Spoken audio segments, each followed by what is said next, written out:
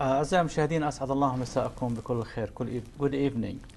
أعزائي المشاهدين, our community is like any other communities in the United States or anywhere in the world, facing problems, facing challenges. However, our community, I want to say the Arab American community or the Middle East community, really has some complicated issues when it comes to mental health and substance abuse. Why? I don't know why.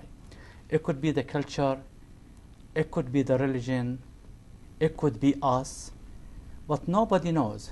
I think everybody knows or heard that we are losing lives.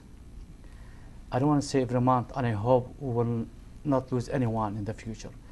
But we are losing lives. We are losing our children because of drugs, because of mental health, or because of suicide, which is a result of most of the time of substance abuse or mental health. Our youth are our future, and they are the one who really must lead any effort or any initiative to tackle this issue, specifically when it comes to stigma. And stigma, what we mean with the stigma is looking at some person, what this person has or what he doesn't have, and then based on that we judge this person and we treat him different. Like somebody, if it's obese, or somebody poor, or even somebody rich, or somebody like has some mental healthy problem. So we start looking at people that if they are the problem, not people with the problems. And that's why many organizations, and we really want to thank them, all organizations that are trying to tackle this issue. However, one of the organization, which is it's a very young organization, I believe it started like 6 months ago. It's a product of the Islamic Center, I believe, Al-Mujamma al-Islami fi Dearborn, the organization called CSS. This organization is really taking it very serious, and I want to say very aggressive when it talks about the stigma and mental health. This organization hosted last week 2 days. The first day was a conference. They invited youth and speakers from different backgrounds to speak about issues related to substance abuse and mental health, mainly focusing on stigma, which actually preventing people from talking about this problem or seeking help as a result of substance abuse or mental health, or even if seeking help, they always shy away from people, because of the shame. We really need to address this issue. I want to repeat, our youth should lead this effort. And here with MEA and a part of educating and doing some advocacy and talking, let me say, like putting things in this scale to fix it, we always invite speakers or guests to talk about one of the issues we are very passionate about. And today, I want to say that we are really lucky that we have two of the youth from our community who participated in the last weekend event, walk to the park. They will give us more information.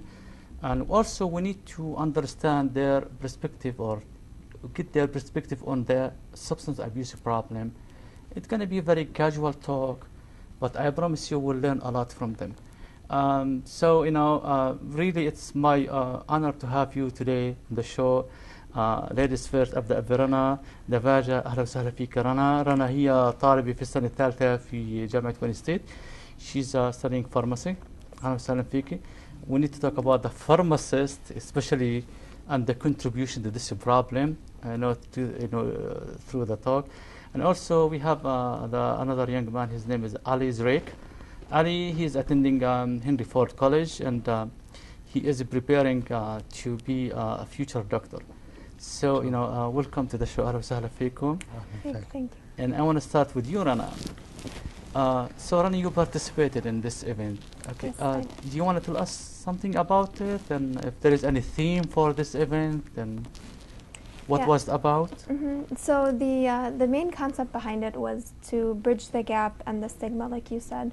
Currently, there is a stigma in our community that it's shameful to talk about this issue of addiction, of mental illness. a lot of people don't really find it to be an actual problem. And so they shy away from speaking about it, and it's really it's conserved in our community. So the point of the conference was kind of to get the word out, bring awareness to the community and educate them.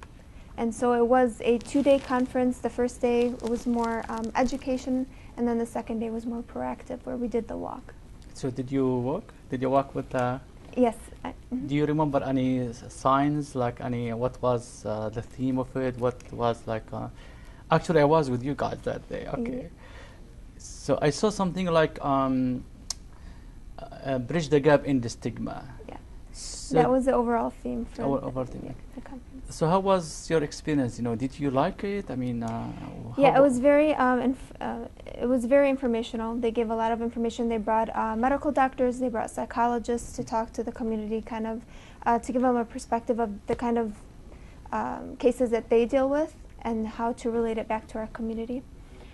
So they were just trying to make it in a sense where we are able to relate to what's happening and not make it seem like it's this whole new world that we're dealing with. Ali, what do you think? You know, how was the walk for you? I mean, you participated, right? Yes. Yeah. Okay. Me being there as a volunteer, I took it as me, as one of the people who like feel stigma. I wanted to like help them out. You know, I wanted to bridge the gap with them. With people who are having a problem. Who having the problems. Do you know anybody, Ali, who really have, you know, like has an addiction problem? Do you know anybody with any addiction problem, or using any substances they might be addicted to? I know a few people who use substances. They are my friends. You know, I don't let that get to me, but I also try helping them out.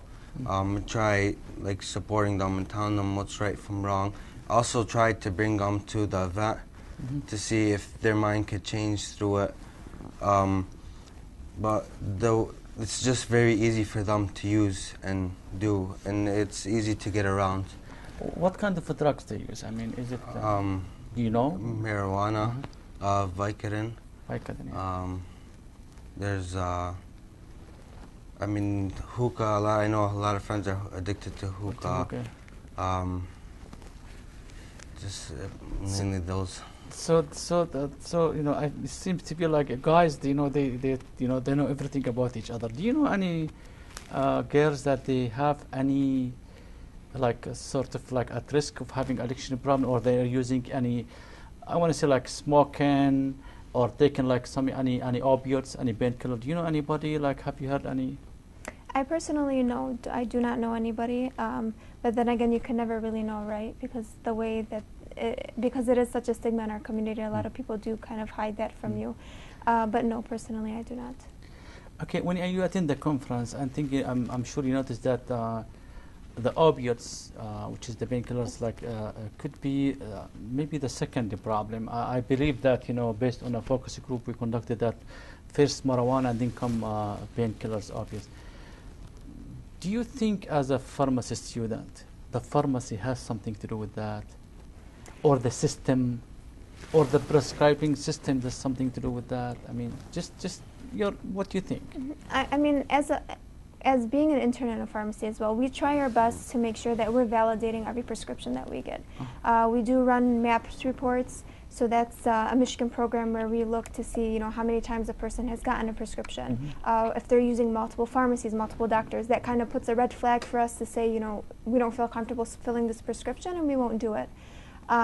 So from the pharmacy end, I mean, by law, we're not able to just give out medication. It's not something that we're able to do here in the States. I don't know if other countries are able to do that, but I can't say the issue is just coming from one point, but I know from the pharmacy perspective that we try our best to not just, you know, give away the medications if we don't feel it necessary.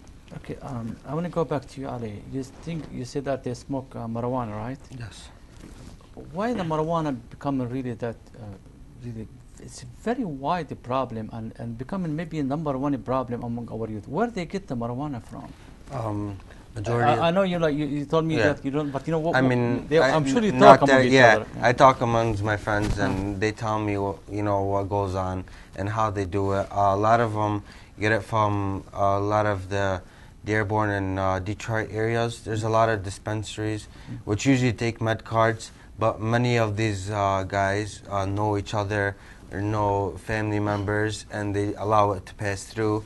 Other people, they know someone who has a med card and ask them to go and buy for them.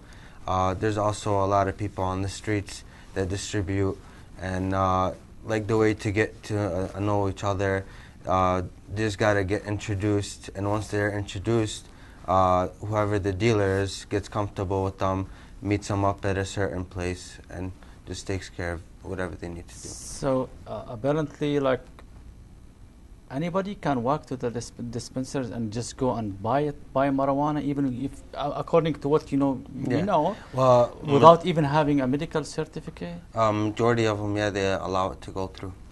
Wow. And what do you think? I mean, do you have any talk with your friends about the marijuana?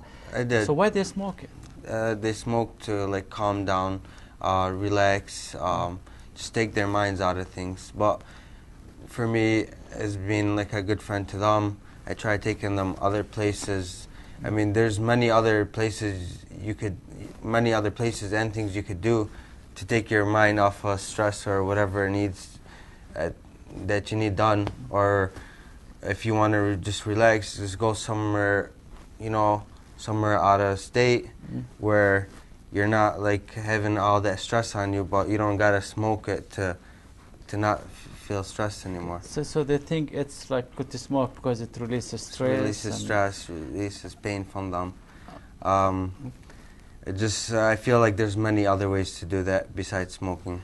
I mean, I know it's a question, but we talk about peer pressure. I mean, did you like face a situation that somebody said, "Yeah, come on, smoke"? It's yeah, there's many times, but I established it very well with my friends that if someone brings it in the car with me or wants or asks me, I'm gonna take it into it's gonna turn into a worse situation.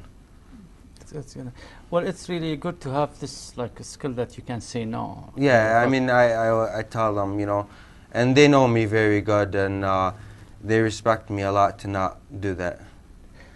Okay, let's go back to the symposium or to the conference, which really I want to thank really CSS for really tackling this issue, focusing on the stigma. Rana, why you think within our community people really don't want anybody to know anything about them, or they don't want to talk about anything related to substance abuse or mental health? Why people they don't want anybody to talk, to know about them? I guess in a way it shows that the family maybe is not adequately raising their children. It's shameful in the community. It's not something that you want to speak about, right? Even I think those that are dealing with the addiction themselves or the mental illness, for themselves it's shameful enough, and they're embarrassed enough about it that they don't want to speak about it. So for the parents to come out and say that they need help, or it may make it seem as if the parents are not doing their job well, and it may just fall back on the family itself. So it's just it's a sensitive issue, I guess. It's a shame, right? Because again, it's a stigma, and people they will look at them, okay, that they have a son or like with recovery. By the way, parents they hide things, but guess what? Everybody knows. So you're hiding, okay, but everybody knows what is going on in the family. So just face it. Do you think that the work that you participated and do you think that this like we need to do more, something like that, or do you think of any other methods that really need to do to raise the awareness about the substance abuse and mental health issue? I'm talking to you as a youth, you know what I mean? So you are the expert, you are the professionals that you understand your age and your age need, okay? And to be honest with you, between our age and your age, there is really a gap that we need to bridge. Okay, you talked to me on the phone about, and I want to mention this shortly. But what do you think need to be done, okay, to try to address this issue? Yeah. So as I mentioned to you before, what we did last week was beautiful in terms of reaching out to educate those who have that level of knowledge that can understand that kind of terminology, or have that concept already, that they've been, they've been exposed to that kind of, I guess, curriculum, basically. But when you're wanting to reach out to a specific population of youth, you need to, level it down a bit, talk to them directly. You don't want to make them feel exposed by coming to conferences, listening in, because, people talk, oh, you were there, do you have an issue? Do you know somebody who has an issue? They don't like to be exposed themselves. So maybe if we had an event geared specifically towards that population, maybe something to keep on the down low, to make it more informal, where it's not like there's cameras running, or there's medical professionals there or something to wheel them in, talk to them, get them to understand what's actually going on, as opposed to putting them on the spotlight. Like when we put them in the spotlight, we are labeling them, right? Yeah. So I mean, what do you think, Ali? What do you think? Like, how can we reach like the youth? I mean, like maybe forming a club. I mean, how can we do that? There should be different clubs, especially I think one best way is at schools. A lot of people, they'll stick around after school on a club, talk about necessarily things, what's going on, things to help them out, and I think it'll change their mind of it. Okay. So just get them engaged instead of just doing something that they're not supposed to do. I know there's like suicide hotlines or just a bunch of hotlines to help you out, but I feel like not a lot of people are going to have a phone to reach out to hotlines like that for someone to help them out. That's why maybe if there's more counselors to reach out to the students and after school programs for them to talk, it'll make a better bond and more people will be more involved with it. So like having resources available will help. More resources around. Well, yeah, actually, for the suicide hotline, we'll make sure, like, during this airing this show, there will be a number, okay, the 800 number, like hotline for suicide, okay. We will make sure to have this, and you know what, audience, they can see that, they can see this number. How about the families? I mean, the schools, yeah, it's not an easy problem. So schools, like after schools, okay, monitoring the streets. How about the parents? What kind of parents do, for you as a youth? Okay. I feel the youths are embarrassed to talk to their parents, and I feel like they'll be more comfortable talking to someone where they could express more and like not have them get judged. Okay. Just or like feel like they're disappointed. Yeah, I feel disappointed. Okay, well, see, this is we'll go like remind me of something that Rana said. Okay, so should we find other resources for the youth to go and seek help? Absolutely. Or should we educate the parents so they accept their children with a problem and look at them that children with a problem, not the problem? Or both of them? I think we need both of them. I think communication is a big thing in families. If you feel like you have that open way to your mother, your father, your sister, your brother, to even initiate that you need help, that they can then go to the resources and find it. I don't think a youth that is dealing with this issue will go straight by themselves, maybe to a counselor, to talk to somebody about it. They want to go to somebody close that they're comfortable with, that they feel that that they can rely on to take them to that person and then get the help. Rana, if I am a father and I'm watching this show, and for you as like a young person, describe me who is the mother or the father that you feel comfortable to talk to. I mean, we are like, I'm a father, so what makes my son more comfortable to come and talk to me? And I want to ask you also the same question, Ali, but I want to listen to Rana first. Do you talk to your mother, like if you face any problem or anything? Yes, of course. She is my go-to person.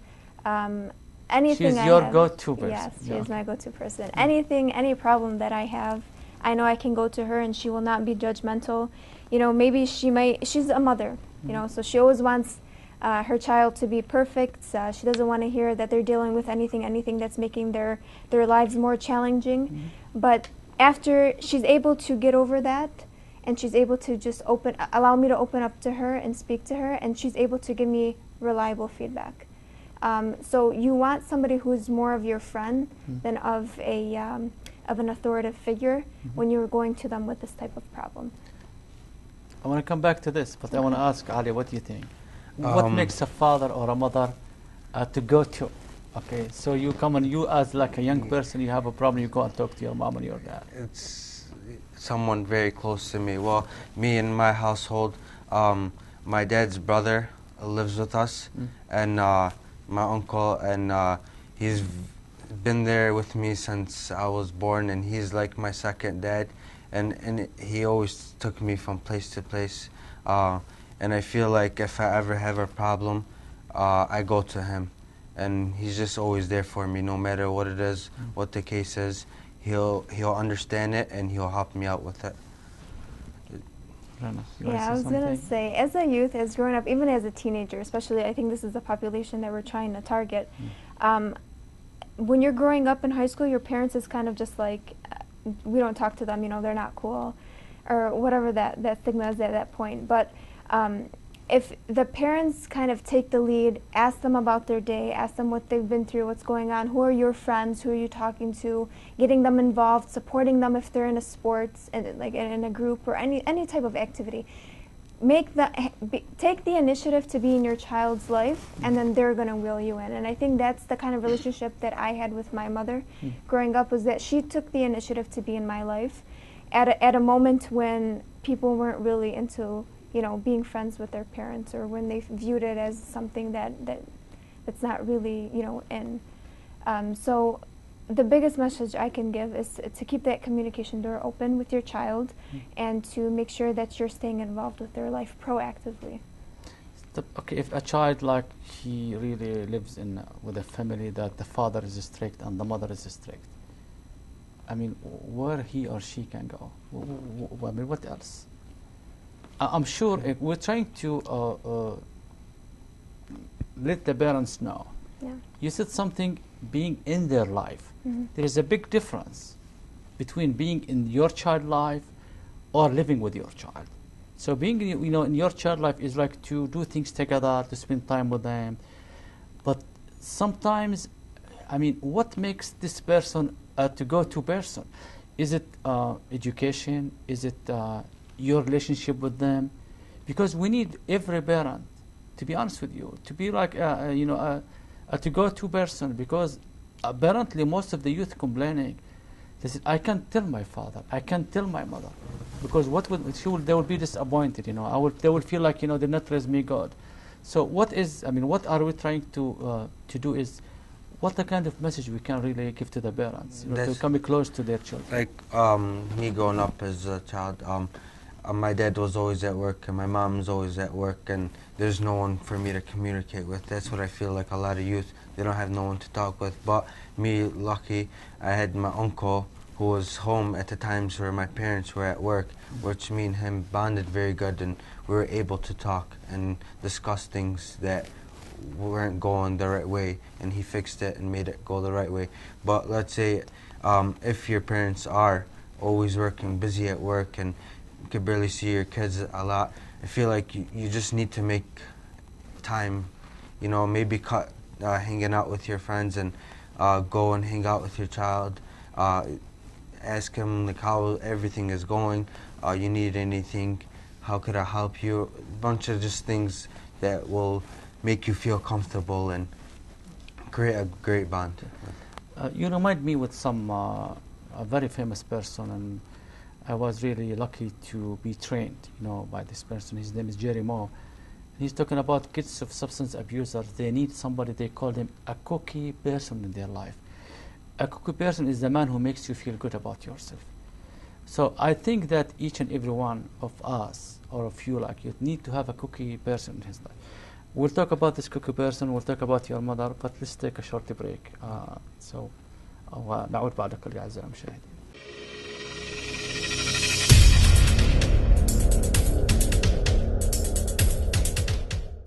اوكي اعزائي المشاهدين كما يقال بالعربية الفصحى عدنا والعود احمد. Welcome back, Rana and Ali. Let me tell you this, Ali.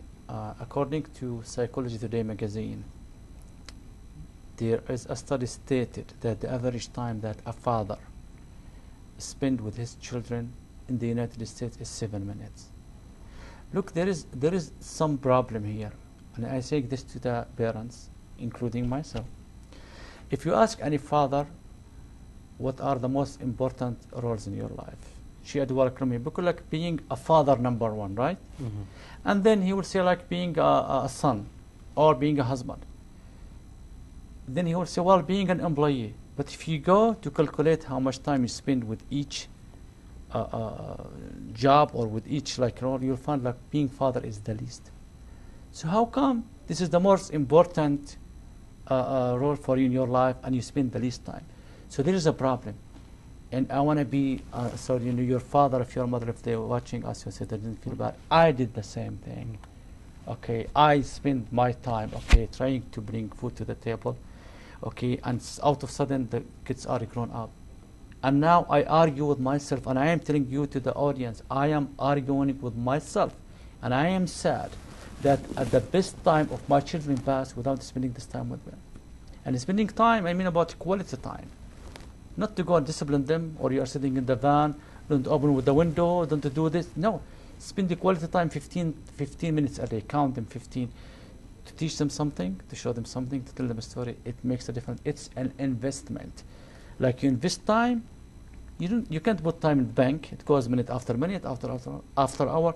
But if you invest time with them, really it will be a great payback in the future. Their kids will really benefit a great out of it. So Ali, let's go back. So your uncle is, I want to call it the cookie person in your life. Yes. Okay, with all respect and appreciation to your parents and to everybody else, because they tried to do something. Yes, of course. Okay, and this is what our challenge. So we are with approach avoidance conflict. We need to bring food to the table. We need to work to pay our bills at the same time. We need to raise your children. But luckily, you have this cookie person in your life, your uncle. So you think this person helped you really to be the person that you are now? He changed my life completely. He took me to every right path. He took care of my health, schooling. Till this day now, like he's by my side and asks me, like, how's it going? Do you like? And like now, I feel like I'm flipping that around, and I'm starting to take care of him, and being the cookie for him, because he's now having a hard time in his life. Alhamdulillah, his father just passed away, and you know, it just it makes me sad to see him having a hard time. You know, just his father's gone, and his father was one great person to him, and I just want to be there for him and make sure nothing ever changes. Like he's gonna always be that happy person that he's always been. So you'll be the cookie person for each other, right? Yes. Yeah, okay. I was I'm not gonna say my father was completely out of my life, but like there's just moments where my uncle could do it where my father couldn't. There's also my uncle came to school over here at Wayne State, and he learned a lot in the mentality here. And my dad came from overseas, and he just has a different mentality. Like me, right? Yeah. He came up with the old, like. Yeah, it's just a different. It's just more strict and just not like how, because you're hanging around your friends and their families are not from overseas, and they kind of understand more about living here. And like I feel like my dad just like makes it harder on me living here. He feels like it's back overseas how they're living, and I feel like that changes some people. Like it makes some, like your dad puts a lot of pressure on you. Rana, does this sound familiar? Yeah, you want to tell us about that? Yeah, we spoke about this earlier, to the fact where when parents you know, the older generations come from overseas, they have a different mentality set. America to them is, like I said, the land of opportunity. You're supposed to come here and it's supposed to be all nice and glamour, and they don't realize that it comes with its own problems, especially in this community. They feel safe coming over to Dearborn, where the majority of the population is Arab, so they don't feel like there's going to be these issues that they haven't seen overseas. And so when they come and they do realize that it is happening, they want to steer away from it. They don't want anything to do with it, and they kind of want to hide it away. So when you have a parent that comes at a young age, or anybody that comes over at a young age and is raised here, they understand more of the culture. They understand more of what you're dealing with as a youth, and they're able to better relate to you and not kind of be so strict. I totally agree with you, because really to understand others and to let them make a big difference. I want to go back to the walk. We went to last Sunday to the park, Labir Park in Dearborn, and it was really nice. Like I believe over 100, like walking the street and like holding signs about recovery and not be ashamed from mental health and substance abuse. And this is something really like I don't think this could happen like 10 years ago. Yeah. You know what I mean? But I noticed mostly our youth, which is good. I mean, it's good and bad. Okay, it's good because we want you to lead. Okay, this initiative. It's you are the leaders of the future. Okay, and you are the one who will be really living here. And after we go, we need to really at least do something to help you. Okay, maybe we'll supervise your effort, but we want you to lead. Why you think like older people did not participate in that day? Even though I want to be honest, the CSS people they really did run a massive, I want to say advertisement about this. Okay, but still we did not see the even though I really think it was a very successful event, 2 days, very successful event. But why we don't see that? I want to say many of the older people. What do you think? I guess it could be from communication as well, and just not understanding the whole concept of it. Like we were just saying, sometimes there's that gap where they don't really understand what's the whole thing about. Yeah, it's about drug abuse. It's about educating. Maybe they don't feel like they fit in. They can't relate to the issue themselves. They don't feel like it's an issue if you really haven't been harmed by it personally. Sometimes it may not feel like it's actually happening. It seems surreal, and so that may be an issue. As well. Rana, I speak with people every day.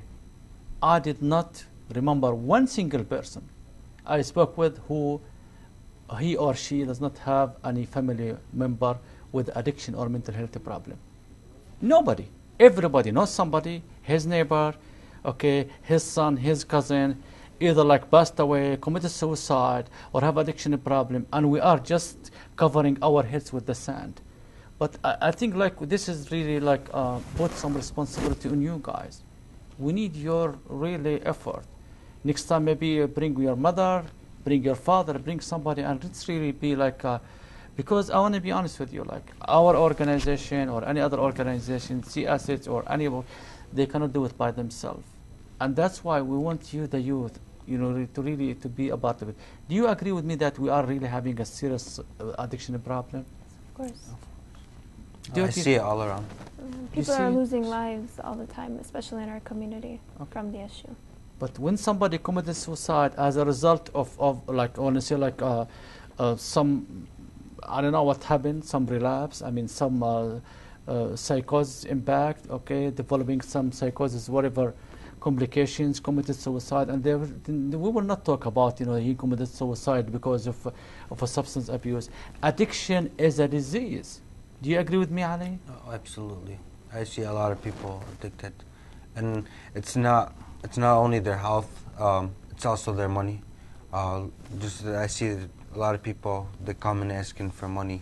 I just spent all my money on drugs. And that's just a big factor.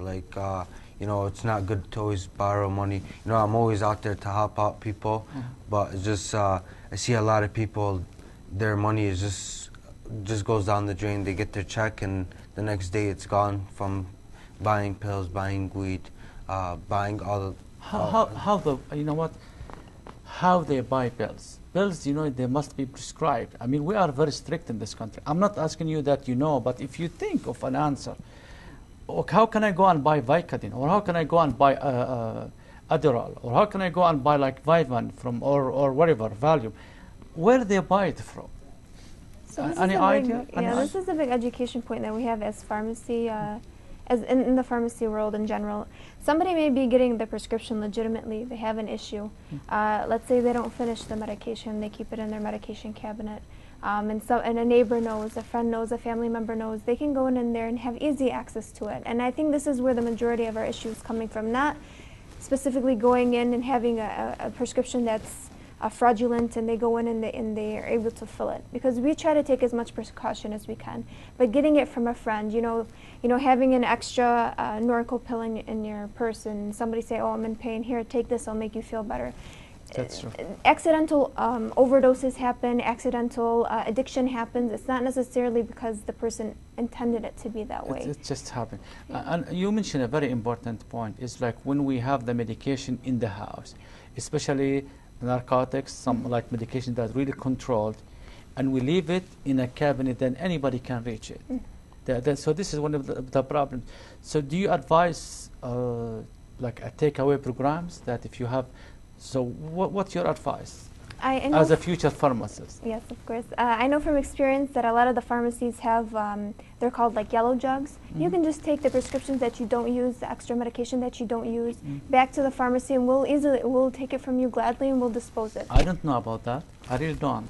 No. I didn't know that there are some pharmacies, you know, they have like a take-back programs. Well, then that's probably a lack of education on our part, and we can, stress that more. But at the events that we've been at, I know we were at a conference earlier in the year, that's something that they stressed on, taking back the medications to the pharmacy, disposing them. I know there's like specific ways if you like dilute it or something, and you're able to just, dispose of it that way. So there's like a sheet, an information sheet of how you can dispose medications. I can provide that to you if you want to put that. But the best thing is to ask the pharmacist, right? Yes, of course. So I mean, this is like seriously. I mean, I want the audience to know that this is a major access to controlled medication. Okay, medicine. Like they leave it in a cabinet. It's like unlocked, and they can like you know what? It's like exactly if you have a gun. Would you leave the gun on the table? Of course not. The gun kills you, and this kills you, and kills your son, and this kills your son too. So that's why we really need to take this thing like, more serious. Ali, let's talk. She's a pharmacist talking about the opiates. I want to go back to the marijuana. Do you see it really this problem like becoming like wider recently as a result of the I want to say like having like because we are a medical state. Yeah. I see a lot of people. So dispensaries are a major access, even for people who don't have a. Yes, see it a lot. And just a lot of people that I were best friends with in middle school and high school, and now going to college, and we all went to different universities, but then we connected somehow, some way, and we just talked. How you been? This is that, and then it came to a point where I found my friend from middle school or from high school that were never like that, and they just offered me, hey, do you smoke? Maybe you want to smoke one day? And I tell them, oh no, it's not me. What I do, this a lot of people change through it. I think peer pressure is number one. A lot of people just like trying new things, which isn't you're gonna get to that point where you want to try things, but it's just not worth it. You don't want to get addicted. Okay, so is this your message to the youth? Yeah. Okay, what do you want to tell them? It's not worth taking the drug, getting addicted to the drug. You're going to say, I'm going to try it this one time, but that one time turns into 100 more times. You're going to say, I'm going to stop doing this, but you're going to have that aching feeling in your head, and just what I heard and what I read over online, you know, have that aching feeling that you want more, and you can't go on another day without having another pill or another cigarette, weed, whatever it is.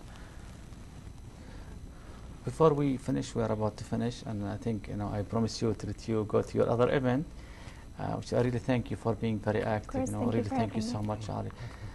I want to come back to you, but I want to ask you if you have any final message for the parents. It's be very connective with your. The average time, like you said earlier, was about 7 minutes. A day. Yeah. That should turn into 2 hours at least. Talk to them, be friend, ask them how everything is going. Do you need anything? Be that person where, like, you're very like best friends. You could trust each other with anything, and you're not gonna like judge them. You're not gonna be ashamed of them. Just like the more you're ashamed of them, the more I think they'll feel. Oh, now my parents hate me. I don't know what to do anymore. Then they're gonna feel stressed out and just not welcome to the family, and just want to go to their other bad friends and just do things that your family isn't gonna want. Just be that best friend. Be the cookie. Cookie person. Well said, Cookie. Ali. Thank you. Nope. Rana, you touched on an issue that what the organization needs to do. So what's any recommendation for the organizations in the future, specifically targeting the stigma and substance abuse and mental health? I think Ali mentioned earlier to focus on schools. Students spend the majority of their time in school rather than in home.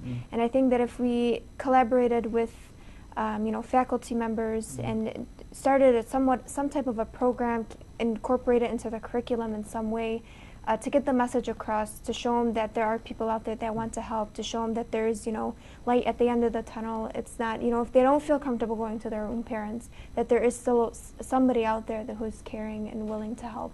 And I think that's the best way.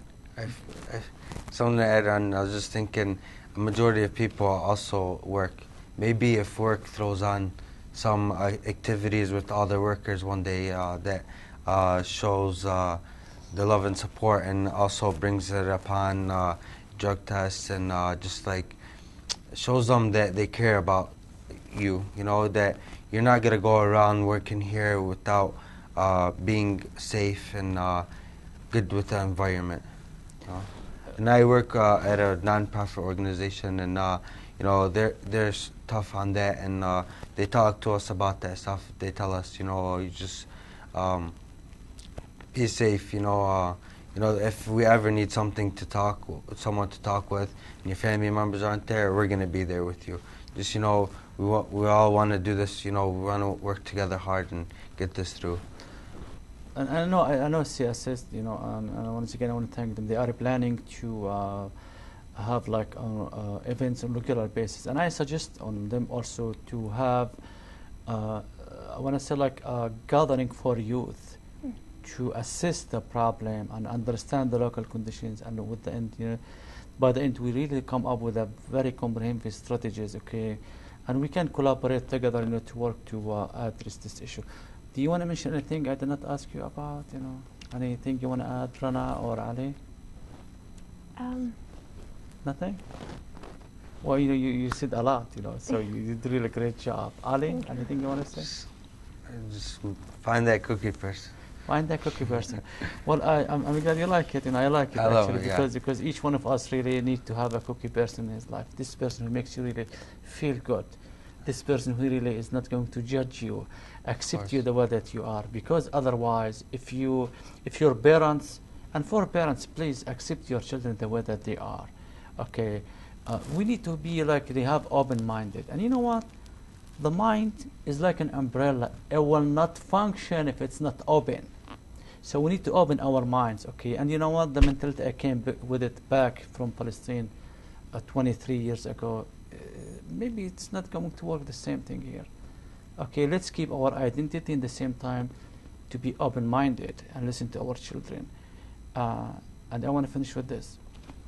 People with mental health problem, with addiction problem, if we look at them as the problem, if we stigmatize against them, if we really treat them different, we discriminate, we look down to them, we will have a severe problem. And this is what leads sometimes to lose hope and, God forbid, like suicide.